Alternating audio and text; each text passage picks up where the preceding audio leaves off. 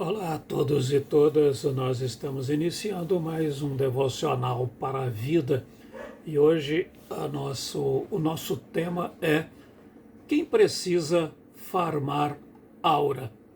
Nosso texto base, o texto que nós estamos usando para nossa reflexão é a carta de Paulo aos Coríntios, a segunda carta, 2 Coríntios, capítulo 5, versículo 17, que diz: E assim, se alguém está em Cristo, é nova criatura. As coisas antigas já passaram, eis que se fizeram novas. O termo farmar aura, e é assim mesmo, farmar aura, entre cristãos e cristãs, é uma tendência de internet em que jovens, principalmente jovens, usam a gíria de acumular carisma ou estilo para criar vídeos humorísticos ou demonstrar calma, firmeza e fidelidade à fé em situações difíceis. Para muitos, é apenas uma brincadeira saudável, mas líderes religiosos debatem se isso realmente reflete busca por atenção ou firmeza espiritual. É nesse sentido que nós vamos tratar do assunto aqui. Primeiro, porque ele é um fenômeno na internet. Farmar aura, em termos gerais, significa ganhar pontos de respeito ou admiração por uma atitude marcante e estilosa. Já virou até concurso em que pessoas na internet fazem coisas diferentes para, com isso, atrair para si a admiração. Essa é uma nova gíria. A gente poderia, na verdade, defini-la como meme. Para quem não está no mundo dos games, isso vai soar estranho. Esse anglicanismo, esta expressão vinda do inglês farmar. To farm, em inglês, é cultivar, lavrar a terra. É a ação transformativa do agricultor.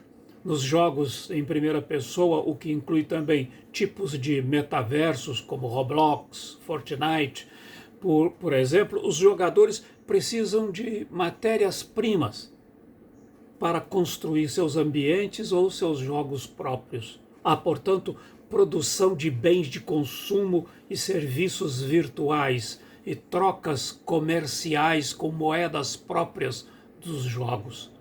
Para farmar algo é necessário produção e trabalho.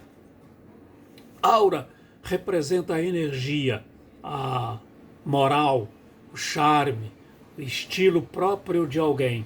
Na prática é fazer algo legal ou confiante para ganhar moral com os colegas. Nos vídeos de jovens cristãos, eles se apresentam mantendo serenidade, recusando tentações, demonstrando apego a Deus em testes de valor. Memes e desafios leves circulam nas redes, mostrando religiosos em situações cotidianas da vida da igreja. Mas isso, quando entra na vida de igreja ou das igrejas, você tem alguns pastores e articulistas que alertam que focar em aura pode transformar a fé em espetáculo pessoal, buscando aplausos humanos em vez de focar em Deus. Por outro lado, aqueles que defendem o uso disso e muitas vezes usam isso e fazem palestras sobre isso, veem apenas isso como uma linguagem geracional, uma linguagem nova para traduzir uma postura firme de um jovem, de um moço, de uma moça que não tem vergonha da sua fé, da sua crença. Não queremos aqui entrar nesta questão teológica de farmar aura, mas apenas algumas observações para uma devocional como a nossa. Primeira é que a reprodução no mundo digital, nesse mundo virtual, é uma repetição do sistema competitivo do mundo real. Ou, de outra forma, o ambiente destes jogos virtuais é uma analogia do nosso mundo. Trabalha-se incansavelmente para criar, transformar, na verdade, o que é possível extrair daquele universo, desse universo virtual, em coisas que possam ser vendidas. Os nativos físico-digitais perderam a percepção da diferenciação entre esses dois mundos. E é aí que está realmente o perigo. Por que perigo? Porque é autorrealização absoluta.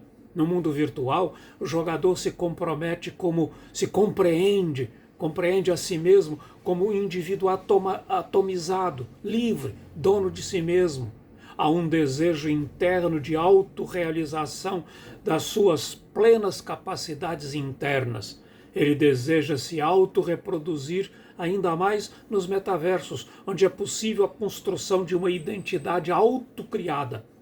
Este é o sujeito romântico, porque no romantismo tudo passa pelo eu, cuja verdade sobre si mesmo se encontra no mais profundo recôndito da alma, que precisa performar, portanto farmar, no mundo virtual aquilo que para ele parece impossível em outro lugar. Esta é uma liberdade absoluta do avatar. Porém, essa liberdade não é tão inocente quanto parece. Ela tem um nome antigo, é gnosticismo. O gnóstico se compreende como um ser de luz aprisionado na matéria. O cosmos material não é boa criação, mas é prisão. O corpo é um obstáculo. A salvação consiste em despertar para a própria natureza espiritual, o pneuma, ou o espírito, e escapar, portanto, da matéria, que é inerte, que aprisiona. O avatar do metaverso, ele replica estruturalmente este esquema. O pneuma digital, ou espírito digital, tal como a vontade do jogador, livre de qualquer limitação corporal, é aprisionado na vida do dia a dia, na vida ordinária, em um corpo com cor, peso, gênero, história, limitações. No metaverso, esse espírito, esse pneuma, é finalmente liberto. O avatar pode ser alto ou baixo, homem ou mulher, humano ou uma criatura, pode acumular poder, beleza e aura sem nenhuma das restrições do mundo externo. O jogo é a pleroma gnóstica, o reino da plenitude, onde o eu, o self verdadeiro, finalmente se realiza. E aí é que está o problema teológico. É que a antropologia cristã, ela é encarnacional, ela é não gnóstica. Corpo e alma não são antagonistas, mas constitutivos do ser humano. A criação é boa. Podemos ver isso lá no Gênesis 1. A encarnação de Cristo, Deus se fazendo carne, é a afirmação máxima de que o corpo não é obstáculo à salvação, mas é seu veículo. Lutero, com a sua teologia da cruz, foi especialmente perspicaz aqui. A tentação permanente do ser humano é buscar a teologia glória, uma relação com Deus e consigo mesmo que contorna a cruz, a limitação, o sofrimento e a finitude. O metaverso oferece exatamente isso, glória sem cruz. A aura farmada prescinde da materialidade do mundo e com isto também das nossas histórias. Por isso, o nativo digital corre o risco de não diferenciar entre o seu avatar no jogo e quem ele de fato é, para além da plataforma. Sem a materialidade não há história, sem história não há sentido possível. A glória de Deus e a centralidade de Cristo é que constitui aquilo que nós costumamos chamar de teologia bíblica.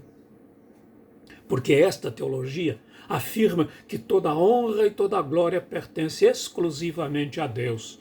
Buscar uma aura própria pode flertar com a vaidade e o orgulho espiritual. O foco do cristão e da cristã deve ser se diminuir para que Cristo cresça, o oposto de inflar o próprio status ou carisma para perante ou para que os outros vejam. Jesus ensina no Sermão da Montanha que as boas obras e a devoção devem ser feitas em secreto e não para serem vistas e aplaudidas pelos seres humanos. A salvação é o favor de Deus. Portanto, é dom gratuito, é graça e não pode ser conquistado ou acumulado por esforço próprio. A paz, a mansidão, a firmeza diante de provocações, comumente associadas a ter aura nos vídeos, são, na verdade, manifestações genuínas do Espírito Santo na vida do cristão e da cristã. Em 2 Coríntios 5,17, o versículo que lemos no início deste devocional, o apóstolo Paulo afirma que quem está em Cristo se torna uma nova criatura. A ideia não é a pessoa melhorar ou se esforçar para ser melhor. Não é farmar nada. É Deus transformá-la por dentro, dando-lhe uma nova natureza, uma nova forma de pensar, de sentir e viver. Nova criatura indica uma nova natureza. Não é apenas uma mudança de comportamento, mas uma transformação interior operada pelo Espírito Santo. A pessoa continua a mesma fisicamente, com a mesma história e personalidade, mas passa a ter novos desejos e novos valores e começa a refletir o caráter de Cristo na sua vida. É isso que precisamos, na verdade. Quem precisa farmar aura? Nós precisamos, na verdade, de viver uma vida em Cristo. Que Deus abençoe a sua vida, hoje e sempre. Se você gostou deste vídeo, deixe aí o seu like, compartilhe, se inscreva no canal, nos ajudando a continuar neste projeto de devocionais. Mais uma vez, que Deus nos abençoe. A qualquer momento, nós voltamos.